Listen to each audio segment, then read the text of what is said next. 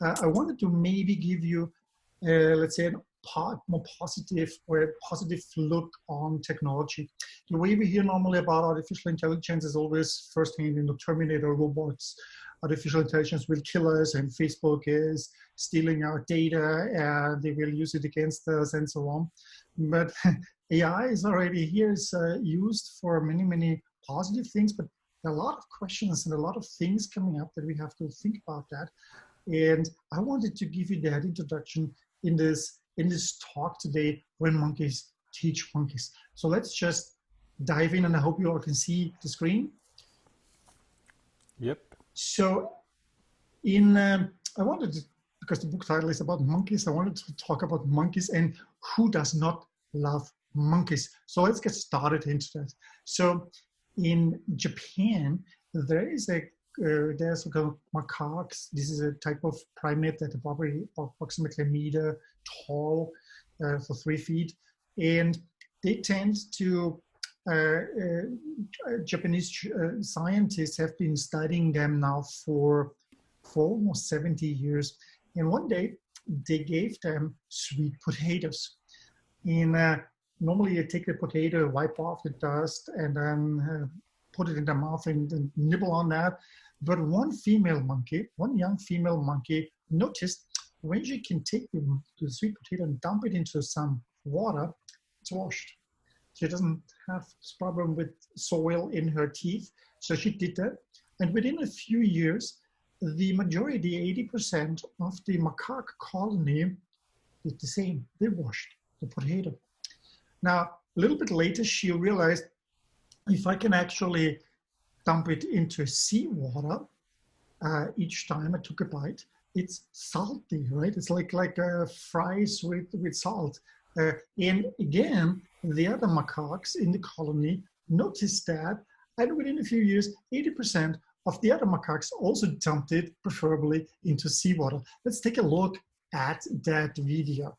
There may be a sound, it's not necessary to hear it. So we have here the monkey picking up the food and, washing it in water amongst the ducks that we see here and biting into that. And here another monkey now at the ocean, seawater, dumping it in and salting it, so to speak, salting her snack. So what we see here is basically a monkey showing something, and other monkeys watching that.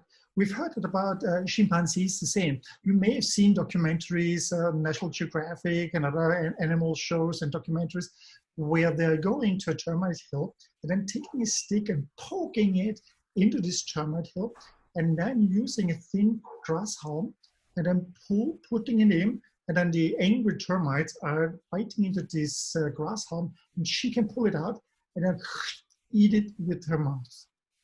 While she's doing that, female chimpanzees normally, they would have the babies with them who are like clinging to her fur and then looking past that and watching what she's doing. So that's how they are learning about that. Now, this is Monkeys Teaching Monkeys. Now, in 1971, on July 4th, in San Francisco, there was a gorilla female born. And because it was 4th of July, they baptized her the fireworks child. And at the same time, there was at Stanford University a psychology student named Francine Patterson, and she started her PhD work and was first originally thinking of studying psychology of children because that was her master's. But she then realized when she visited the zoo that maybe this may be a better subject to study. And she asked the zoo director to borrow this little monkey female. And after some back and forth, Francine actually got the monkey under the condition that she has to basically take care of her for 4 years. Well, out of those 4 years became 47 years because Coco, as she was renamed then, the female gorilla, was a large research project, and the Gorilla Foundation was founded in Woodside, which this foundation is still there. And she died in June 2018, so 2 years ago, she passed away at the ripe age of 47. But what was special with her? Because what was done is that Francine taught Coco sign language, American Sign Language. And because it's a gorilla and the dexterity of the hands, the fingers, is not as like humans, she had to adapt the American Sign Language by changing a few of those words and called it a gorilla sign language. During the course of her life, Coco learned about 1,000 words that she could express herself and signs that she could express herself, but also understood 2,000 spoken words and signs. Here's a video of them interacting. Who is that? It's me there. Okay, that is you. Gorilla, animal, Coco love. Okay, that's very good. That is you. You are a lovely animal. So here we see her interacting, and Francine is always translating for us what Coco is telling us, yeah, what she's saying in sign language. And then also what was interesting is that apparently Coco, through learning sign language, we got a glimpse into her cognitive and emotional life. We understood how she was, what she was thinking, what she was feeling, but also learned about her character. And her character was that she was a jokester. She did often pranks and told jokes. She was cursing a lot. So when she was not happy, she called somebody stupid or bird or nut. Yeah, bird. She didn't like birds, so she called everyone that she didn't like bird. She also invented words. For example, she did not have a word for mask that you put on your face. So she invented one, and it was I had, because I and had, she knew how this is and she combined those words and created I had. She was also lying. One time in her trailer at the beginning in Stanford campus, she was so wild jumping around in the trailer that she jumped into the sink, and the sink broke through the wooden frame.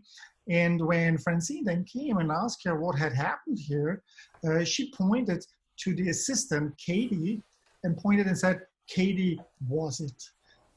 So we got some sign and introduction into her. And maybe we may think that we may have lifted her a little bit above her typical cognitive level that she would have achieved if she had just lived amongst her race, and her species.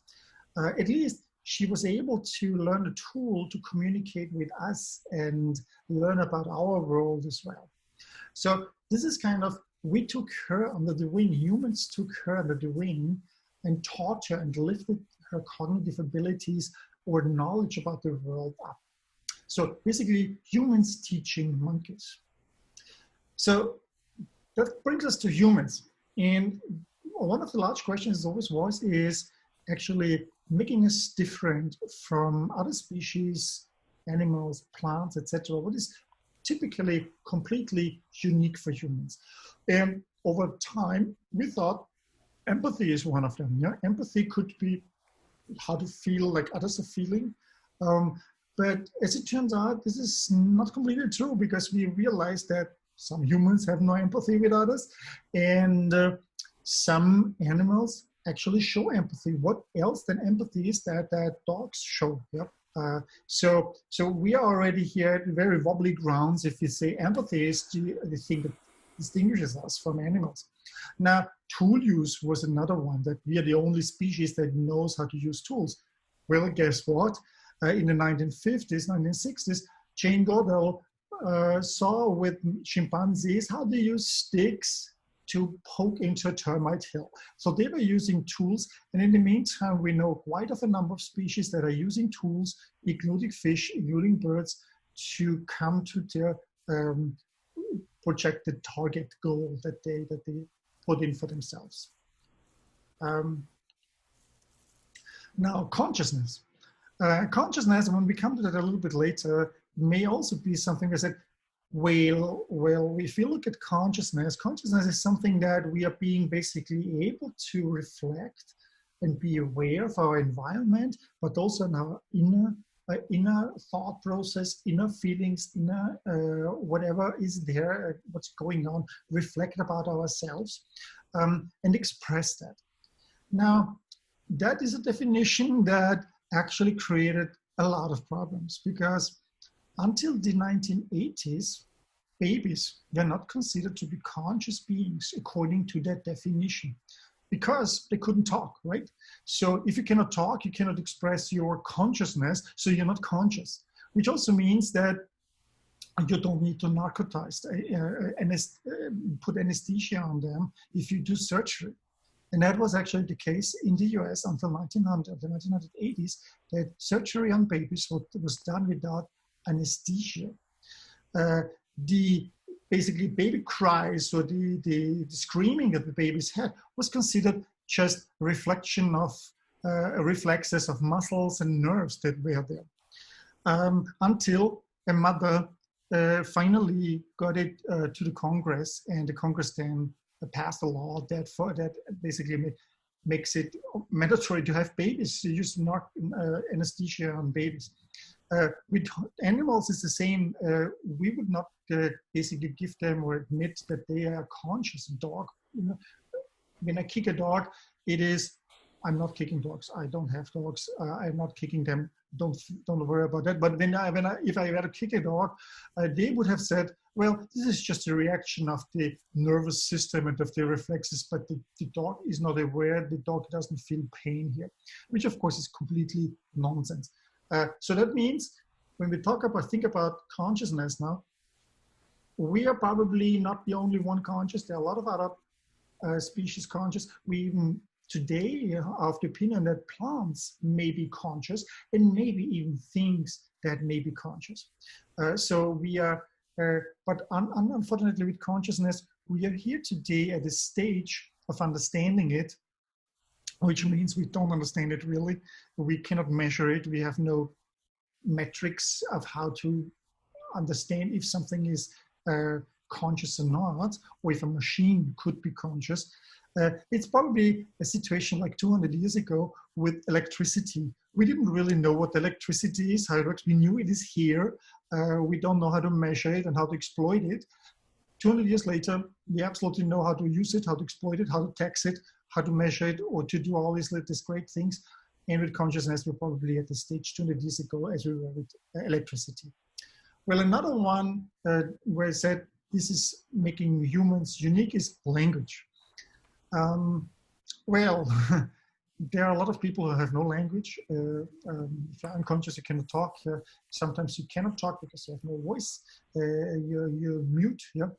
But then also animals seem to communicate through a form of language that we may not understand. And communicating with Coco has shown us that there is a certain thing that they understand. It may not be the most sophisticated language that they have. It a lot of grammar, and they would probably not understand, Coco would not understand Shakespeare if I read it to her.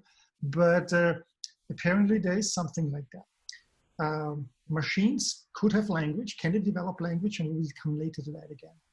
So Daniel Kahneman and Amos Tversky collaborators for a long time, and you may have heard of Daniel Kahneman, the Nobel laureate who wrote the book Thinking Fast and Thinking Slow. They said, well, we don't study artificial intelligence. We have enough to do to study natural stupidity.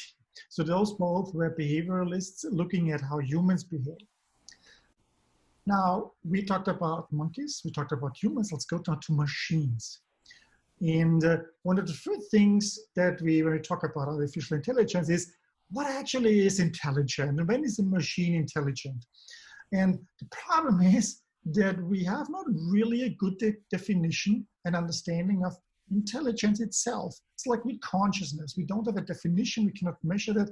And with intelligence, measuring that, we have IQ tests, but they're very limited in what they're measuring. So how do we do that with machines?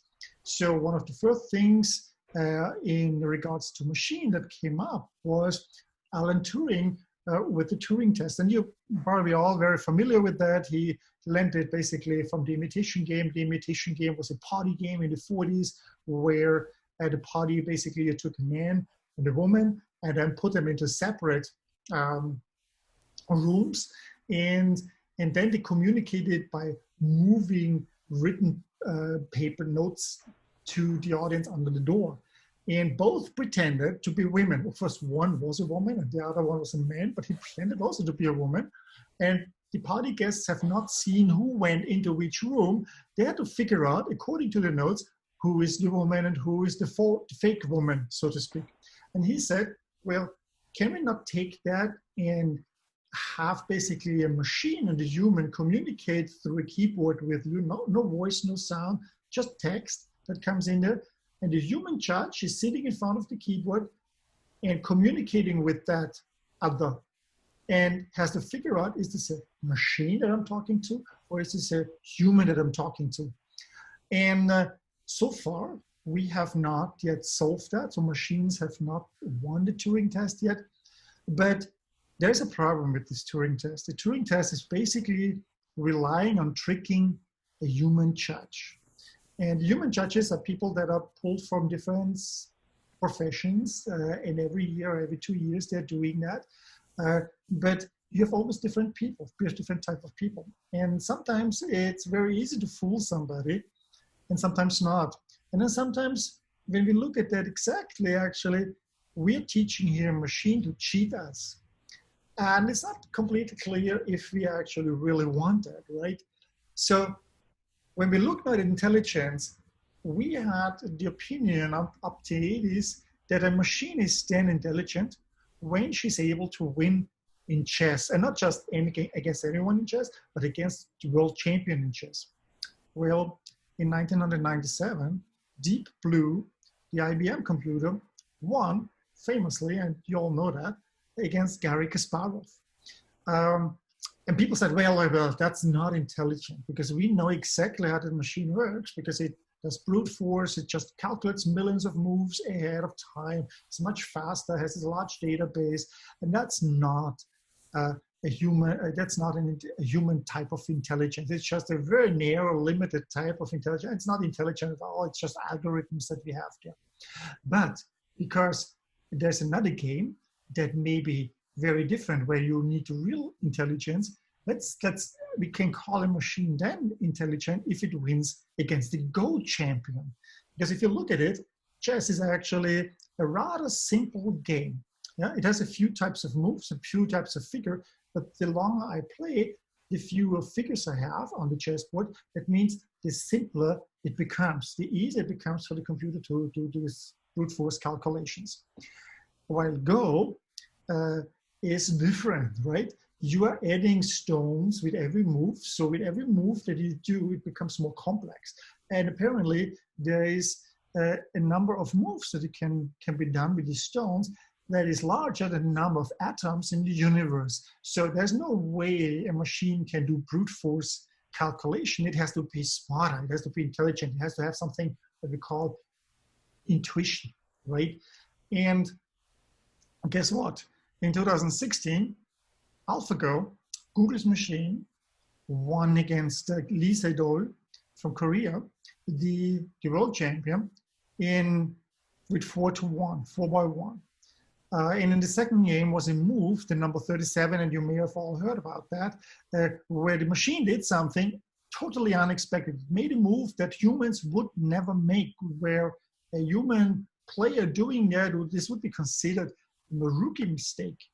And exactly that move actually brought the machine to win. The player, Lee Sedol, at his 37 move, had actually to take time out in order to understand what happened here. And it was considered to be the equivalent of machine intuition there.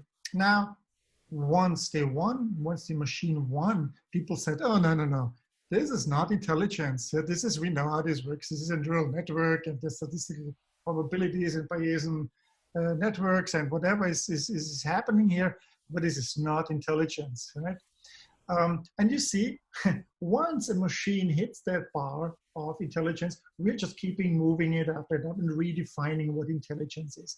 And actually, intelligence is a very complicated thing, where we probably have multiple types of intelligence already in humans, like emotional, social, cultural, logical, rational intelligence, and probably dozens of more that you could just name. And when you put them basically on in a multi-dimensional intelligence space, that's probably where we are at the moment. And each type of intelligence has kind of a spectrum that we are. Yeah? Sometimes some are better in socialized, social intelligence, some are better in emotional, some are better in logical, some are better in rational, some are better in cultural intelligence. Now, apparently, we are here, and there may be a whole multidimensional room of intelligence, an intelligence room, and animals may be here, a dog here, a dolphin here, a raven here, yeah? And then maybe a machine, maybe here, or here, or here, and we may be wanting to fill out that intelligence space with machines that they create. Intelligence that we humans will probably never own or have or be in that space, but with machines we could harvest that. Now, maybe a more generic definition of what intelligence comes from Steve Wozniak, co-founder of Apple, who you have heard about him. He said, well, a machine really is then intelligent, I would suggest, if I can tell the robot, and the robot is something with artificial intelligence, go to the next house that you find and make me a coffee. Because it requires a lot of different things and skills and types of intelligence to solve that problem.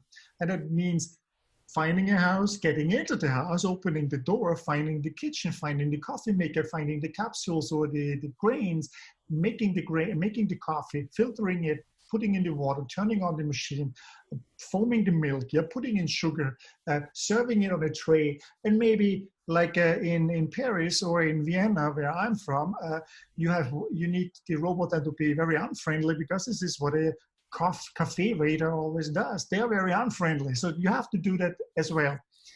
And you see there are a lot of problems that need to be solved, and the robot has to find out all the things and all these tricks in order to serve you a simple cup of coffee. And I, as a Viennese who loves coffee, who is always in cafes, I'm very happy about that kind of definition. I can live with that type of intelligence definition. Let's move on to the next one, if I had it. So when we look now at artificial intelligence, you probably all have heard about neural network. A neural network are basically nodes that are talking to each other. Yeah? You have multiple layers. Each layer takes on a different type of area of the problem. And then you have basically hundreds or thousands or even millions of those nodes talking to each other. And at the end comes out the result. And if this is very difficult to understand, just think about in your childhood, yeah, when you were and played in daycare a game called, in German it's called Stille Post, Silent Post. In English it's called Chinese Whispers. In French it's called Téléphone Arabe, where basically you have 10 kids standing behind each other, and the first kid whispers something in the ear of the next kid, a word, one word, and then the second kid has to take this word and whisper it into the ear of the third child. And then it goes through the whole chain, and the 10th child then, the last one, speaks out loudly that word that the first person had said. And this is almost always a very different word with a lot of laughing going on, and that's basically Stille Post. Now imagine that element happening not with 10 kids in one row, but with, let's say, 100 kids in a row, and maybe 1,000 of those rows. So you have millions of, hundreds, thousands, or millions of nodes here, and not just one kid is talking to the next kid, but one kid is getting input from 5 other kids and tells the story then to the next 3 kids. So it's a cacophony that I have here. And at the end, that is how neural networks work. And they work extremely well, as we've noticed. The problem for us is that that is already difficult enough we send children to understand what happened in between. Now imagine a million nodes, and imagine you have to figure out what the fuck just happened here when the self-driving car that runs on a neural network crashed. What exactly caused that, and what exactly was the node that is responsible for that, and how can I fix it? And that may be very difficult actually, because if we are limiting that, or if we are not or making it explainable, it may mean we are not using the full potential of such a neural network or out of artificial intelligence. So we have to figure out something that we, as then less intelligent, so to speak, understand what's actually happening in those things. This is also something where we are realizing that probably the first time in human history, we've created something that we're not understanding anymore. And that is a very interesting moment in human history. Now, let's talk about ethics and so on, because this is a question that always comes up. And one of the first ones is, of course, the trolley problem. You all live in Silicon Valley, you've seen self-driving cars. And when I give talks about automotive, and I talk a lot about self-driving cars, I have a website on that, I always get, the first question gives it away if I'm talking to an audience in Europe or one in the US. Because the first question from the Europeans is always about the trolley problem or about the risks and dangers. And the trolley problem, you may have heard, is imagine a trolley rolls down a hill, San Francisco, they're unstoppable, and there are 5 people at the end of the trail, of the tracks. And I cannot yell, they cannot hear me, they're too far away, I cannot stop the trolley, but I'm at a switch track and I could move the switch and redirect the trolley on a different track. Unfortunately, on the other track, there's one person standing there. So either 5 people get killed or one person gets killed. So what would I do? Should I turn the switch track? And that's a theoretical concept to figure out of how people would react to that. And this has been done in lots of different variations with sticks and on bridges and tossing somebody over to stop that. And how would people react and solve that? The problem with that is if I put it now in a car and say, okay, should the car rather kill the grandma or the kid that's on the street, or should the car just swerve and crash into the tree and kill me as a passenger? The discussion gets almost quickly into something where you realize that is actually so rarely happening that we never talk about that. We never have it in our driving license exam. We are not having that in our instructions. We never trained that in a driving school. And nobody knows anyone who ever was in such a situation. And then the question is, even if you were, on what ethical basis did you make a decision to kill a left or the right person, right? But better questions in ethics would be, for example, when we look now at self-driving cars, how much distance should I keep when passing a bicyclist? Yeah? Is it a meter, 2 meters, 3 meters, so 3 feet, 6 feet, 9 feet? Yeah, with with a lowering probability, the farther away I am of getting into an accident. Well, of course, I would say 3 meters, 9 feet. That's a no-brainer, right? But then look at that scenario. I'm on the different side of the street, so in cross traffic and hitting them. So there's also, you see, it's not easy, but it's not as sexy and interesting and stimulating probably like the trolley problem. And that problem is not something that's new. For thousands of years, we talk about those moral problems, ethical problems, and one is the Greek mythology. So this is Hephaestus. He was the god of smithing. So basically, you would say today he's the innovation god, and he made a robot that is called Talos. He was supposed to protect the island of Crete from enemies. So whenever there was a ship coming and it was an enemy, the robot would take rocks and boulders and throw it at the ship and sink the ship. So if he did not succeed, but the ship landed and the people made it on the island, he would chase after them. And because it was made out of bronze, he would then grab the enemy and then heat up his chest and roast the enemy alive. Yeah. not necessarily a very pleasant death, I guess. Yeah. Now, the more problem comes here when you don't know the context of a ship landing. Like, for example, Jason and the Argonauts with Medea had to land there because of no wind. They had no wind, so it was an emergency landing that they had, and the robot Talos was trying to kill them. And they figured out of how to disable the robot in the end. Yeah.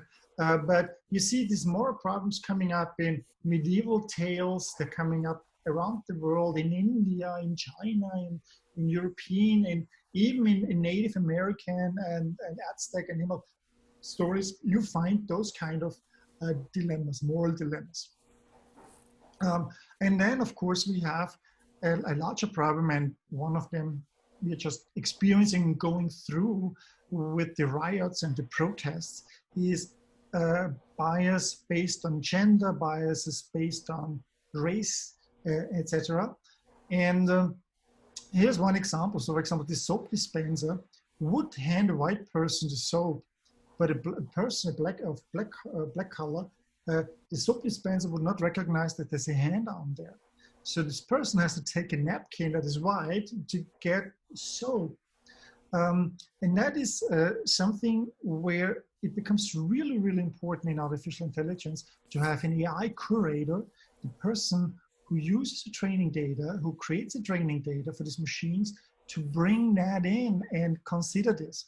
An example from the Bay Area is, I knew one of the co-founders of Drive AI, a woman, and she, in her PhD, was working on a voice assistant. She used Microsoft Voice Assistant back then, and while she was working on her PhD, she never could demo that by herself when she was talking it on, and she always had to take a male graduate student because the voice assistant could not recognize her female pitch in the voice. So you see, this was developed by a male-only team at Microsoft back then.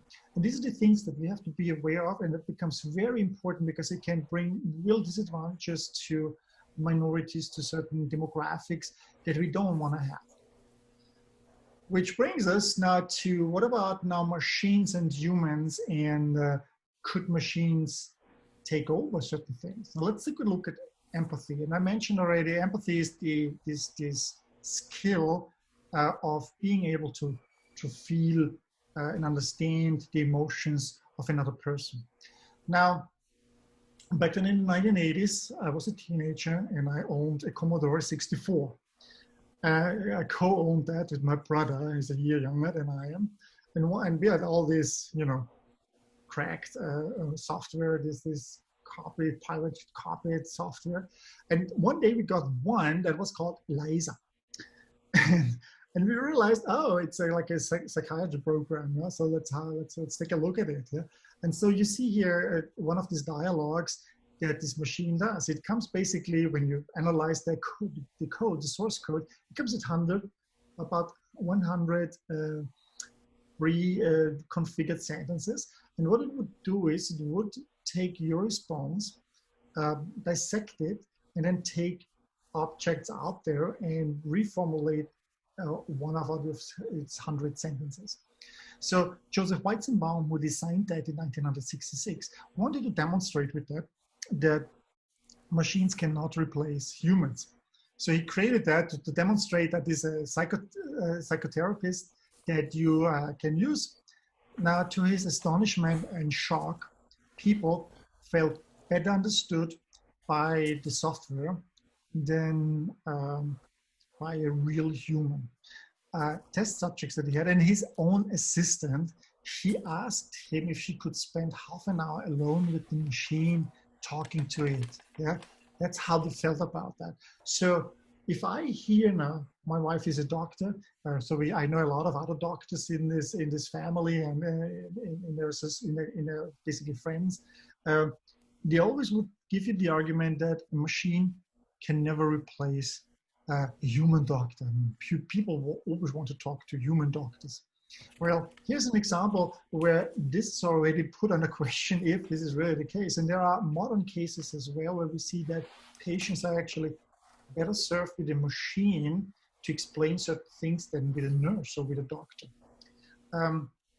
This has been used, for example, also in retirement homes, especially there where the patients suffer from dementia or Alzheimer or such diseases. So this is Paro. This is one of these robots. This robot is pretty stupid. It's just like it's a robot seal, toy seal. It rolls the eyes, has big eyes. When you're going to touch it and caress it, it would purr. That's it. That's it. But what happens is that those patients who accept that, they would come out and talk to it. And that is not usual behavior for them. They would not react to humans, for example. Here's another example of this elderly lady from Japan. She lives in a retirement home, is 85 years old. And when she became basically a patient in this retirement home, she would just sit in the corner, hiding there, not talking to anyone, trying to be like the gray mouse and away from that. And the reason for that was that she was so ashamed that she, in her old age, now became a burden for others, that others had to take care of her, that she would not talk to anyone, that she just wanted to basically blend into the world. And once they gave her a little robot, you see this little robot here with his big eyes, very, very short, half a meter maybe, very stupid thing actually. It just has some songs from the childhood of this lady, stored on its USB stick and can move a little bit and dance and give some answers, some pre-canned answers. Yeah, the lady suddenly basically came out and started talking to it, started talking to the caretakers, sang with them. So this robot helped the staff in this retirement home to give this old lady back her dignity. And this is where some of the empathy comes into play, where they can be enabling and helping humans in providing better care for patients. Now, emotions are also a pretty complex thing. Emotions are a creation of the brain as a reaction to what the body feels and sees in the environment. So emotions are also this basically expressions of our body, how we express our inner feelings. Feelings is something that you cannot see, but emotions is something that you can see. So the question is, can we recognize emotions? And it's very difficult actually, because everyone who has ever gone to a bar and saw this nice lady there, and wanted to get in touch, basically approach her and talk to her, and got rejected, we may have completely misunderstood the emotions of what she actually wanted to communicate. So it's very difficult. And you can see that at those pictures here that I have. On the right side, you see a driver, two drivers actually. Which one is the happier driver? And if your answer is, well, the bottom one looks happier, you're wrong, because the one who is happy, who is satisfied with his condition at the moment, is the one on top. Everything works like normal, so nothing, no surprises, everything is here. While the bottom one is just basically a sarcastic smile. Oh my God, did you see this guy just cutting in front of me? This navigation system is so stupid. It does not, again, it gave me the wrong directions. Yeah. So you see, it becomes difficult to, not only for us, but also for machines to recognize emotions.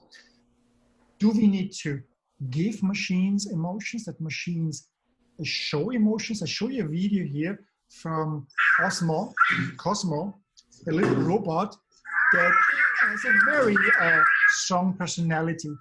This is a toy for kids, and when the robot loses, he would throw a tantrum. He would basically fall over and yell and cry or be very sad about that. Or when he wins, he basically will celebrate that. And if you have children, I know the age at 5 years old, for example, 6 years old, when you play with them and you're winning, they are throwing a tantrum, right? Because they always want to win. So you as an adult, as a parent, know, well, you rather let them win, yeah? And in this case, the creators of the Cosmo robot overheard 5-year-olds talking about that robot and saying, well, let him win, because then he gets really angry if he's going to lose. So it makes sense to give a robot emotions in a more practical purpose. So for example, if you have a dishwashing robot, a machine that puts dishes into the dishwasher, yeah? And the dishwasher is already full, and the robot continues trying to put another plate into that and add that, then it's a stupid robot, right? But if the machine is going and trying after the third try, showing an emotion like humans are normally going to help the machine. This is something that I heard from KiwiBot. KiwiBot is this delivery robot maker. They are running those robots in Berkeley. You may have seen them. And the CEO has been asked multiple times. People always ask him, he said, so what is if a robot gets hit and falls over? Do you have somebody who is being sent out to put the robot on the wheels again? He said, no, we don't have a person like that, because pedestrians, passerbys who are there, they would automatically go there and help the robot, because this robot has this little face on display there, and then it looks sad if it's toppled over. So this is why showing emotions by robots can become a very important element. Which brings us to the next one, and the next one is you may have using iPhone or something like that, and you notice probably when you delete an app that they're all wiggling around. Yeah? Now, what does it mean? Are the apps afraid that you're gonna delete them? Yeah. So here come the questions: is it okay if they show fake emotions? Could they have real emotions? Could they feel real pain? I can give a machine, a thermometer to measure the temperature, but does it really feel pain if it's above a certain threshold? How would that be? Yeah. And here we're coming in very interesting fields of, can machines feel pain? Can machines have pain? Is this something that we want?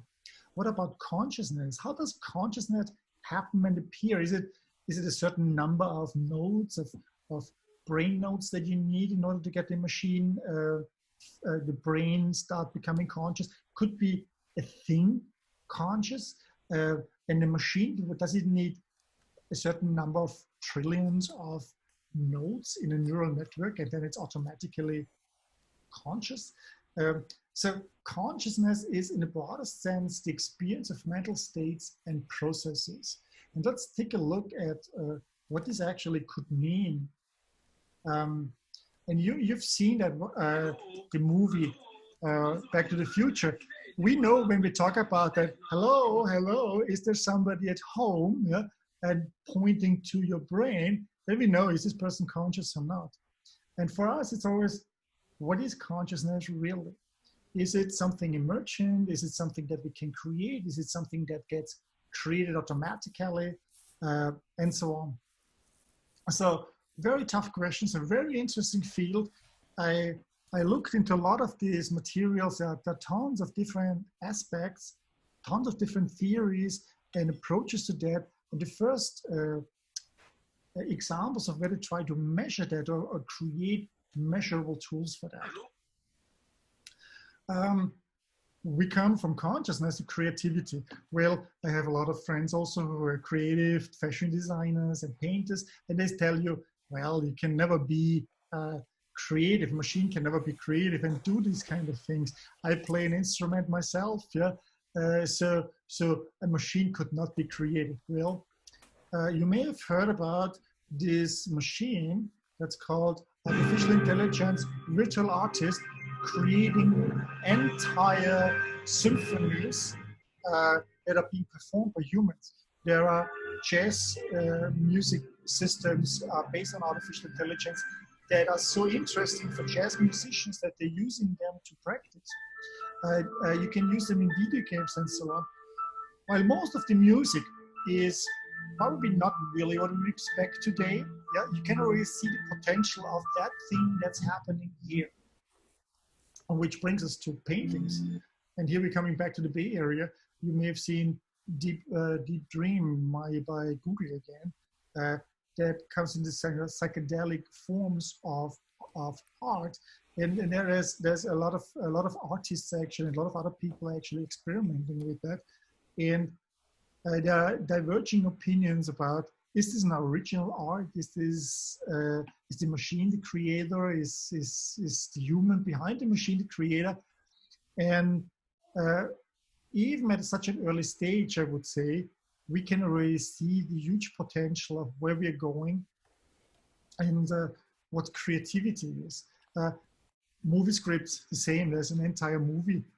It's just 15 minutes on YouTube that was written by an AI system. Well, it's not really a blockbuster and probably one of the most interesting stories, but you know, again, we are at the beginning, and it may become a really interesting area to explore that. Imagine in a future, maybe not that far away, you could go on Netflix AI, and just enter what kind of movie you want to see, and within minutes it generated a complete movie that caters towards your taste and brings you there, and has rendered an interesting film for you. So the individual film language. Here's an example of a Facebook AI trying to translate and request data from another system in a language that had no interconnection language. So what it did is it created its own language. Well, it may be not effective, it may be not efficient, but it is probably effective. They could communicate, and for us it sounds really like two drunks arguing about who's going to pay for the next round of drinks. For the machines, it worked. So there is a way apparently that these machines can start creating their own languages to communicate. Robotic laws, this always comes up when we talk about machines and humans.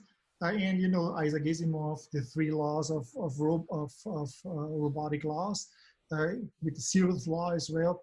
But it turns out that those laws, which are designed to protect humans from robots, have it actually upside down.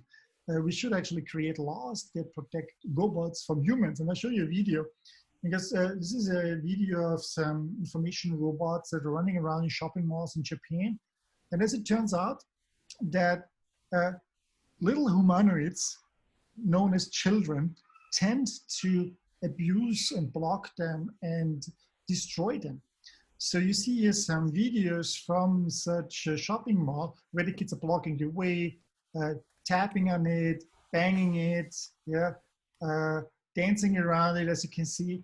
And the robotic engineers had to devise algorithms that whenever there are little humanoids coming closer to the robot flees while looking for the next larger humanoid, which is of course an adult, because adults would prevent the robot being kicked by the children.